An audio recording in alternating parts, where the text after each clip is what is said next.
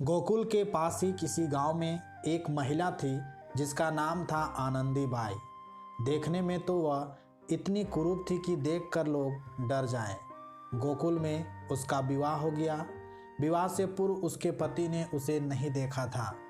विवाह के पश्चात उसकी कुरूपता को देखकर उसका पति उसे पत्नी के रूप में ना रख सका एवं उसे छोड़कर उसने दूसरा विवाह रचा लिया। आनंदी ने अपनी कुरूपता के कारण हुए अपमान को पचा लिया एवं निश्चय किया कि अब तो मैं गोकुल को ही अपनी ससुराल बनाऊंगी। वह गोकुल में एक छोटे से कमरे में रहने लगी। घर में ही मंदिर बनाकर आनंदी बाई श्री कृष्ण की भक्ति में मस्त रहने लगी। आनंदी बाई सुबह शाम घर में विराजमान श्री कृष्ण की मूर्ति के साथ बातें करती, उनसे रूठ जाती, फिर उन्हें मनाती और दिन में साधु संतों की सेवा एवं सत्संग श्रवण करती। इस प्रकार कृष्ण भक्ति एवं साधु संतों की सेवा में उसके दिन बीतने लगे। एक दिन की बात है, गोकुल में गोपेश्वर नाथ नामक जगह पर श्री कृष्ण लीला का आयोजन किया गया था। उसके लिए अलग अलग पात्रों का चयन होने लगा। पात्रों के चयन के समय आनंदी बाई भी वहां विद्यमान थी। अंत में कुब्जा के पात्र की बात चली। उस वक्त आनंदी का पति अपनी दूसरी पत्नी एवं बच्चों के साथ वहीं उपस्थित था। अतः आनंदी बाई की खिल्ली उड़ाते हुए उसने आयोजकों के आगे प्रस्ताव रखा। सामने यह जो महिला खड़ी है वह कुब्जा की भूमिका अच्छी तरह से अदा कर सकती है, अतः उसे ही कहो ना, यह पात्र तो इसी पर जचेगा, यह तो साक्षात कुब्जा ही है। आयोजकों ने आनंदी बाई की ओर देखा। उसका क्रूप चेहरा उन्हें भी कुब्जा की भूमिका के लिए पसंद आ गया। उन्होंने आनंदी बाई को कुब्जा का पात्र अदा करने के लिए प्रार्थना की। श्री कृष्ण लीला में खुद को भाग लेने का मौका मिलेगा, इस सूचना मात्र से आनंदी बाई भाव विभोर हो उठी। उसने खूब प्रेम से भूमिका अदा करने की स्वीकृति दे दी। श्री कृष्ण का पात्र एक 8 वर्षीय बालक के जिम्मे आया था।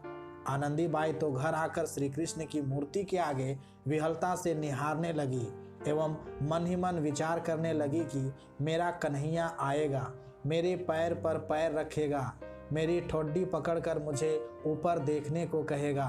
वह तो बस नाटक में दृश्यों की कल्पना में ही खोने लगी। आखिरकार श्री कृष्ण लीला रंगमंच पर अभिनीत करने का समय आ गया। लीला देखने के लिए बहुत से लोग एकत्रित हुए। श्री कृष्ण के मथुरा गमन का प्रसंग चल रहा था। नगर के राजमार्ग से श्री कृष्ण गुजर रहे हैं। रास्ते में उन्हें कुब्जा मिली। 8 वर्ष बालक जो श्री कृष्ण का पात्र अदा कर रहा था, उसने कुब्जा बनी हुई आनंदी के पैर पर पैर रखा और उसकी ठोड्डी पकड़कर उसे ऊंचा किया। किंतु यह कैसा चमत्कार! क्रूप कुब्जा एकदम सामान्य नारी के स्वरूप में आ गई। वहां उपस्थित सभी दर्शकों ने इस प्रसंग को अपनी आंखों से देखा। आनंदी बाई की कुरूपता का पता सभी को था। अब उसकी कुरूपता बिल्कुल गायब हो चुकी थी। यह देखकर सभी दांतों तले उंगली दबाने लगे। आनंदी बाई तो भाव विभोर होकर अपने कृष्ण में ही खोई हुई थी। उसकी कुरूपता नष्ट हो गई, यह जानकर कई लोग कौतूहलवश उसे देखने के लिए आए। फिर तो आनंदी बाई अपने घर में बनाए गए मंदिर में विराजमान श्री कृष्ण में ही खोई रहती। यदि कोई कुछ भी पूछता तो एक ही जवाब मिलता, मेरे कन्हैया की लीला कन्हैया ही जाने। आनंदी बाई ने अपने पति को धन्यवाद देने में कोई कसर बाकी नहीं रखी। यदि उसकी कुरूपता के कारण उसके पति ने उसे छोड़ ना दिया होता तो श्री कृष्ण में उसकी इतनी भक्ति कैसे जागती। श्री कृष्ण लीला में कुब्जा के पात्र के चयन के लिए उसका नाम भी तो उसके पति ने ही दिया था। इसका भी वह बड़ा आभार मानती थी। दोस्तों, प्रतिकूल परिस्थितियों एवं संयोगों में शिकायत करने की जगह प्रत्येक परिस्थिति को भगवान की ही देन मानकर धन्यवाद देने से प्रतिकूल परिस्थिति भी उन्नति कारक हो जाती है। धन्यवाद।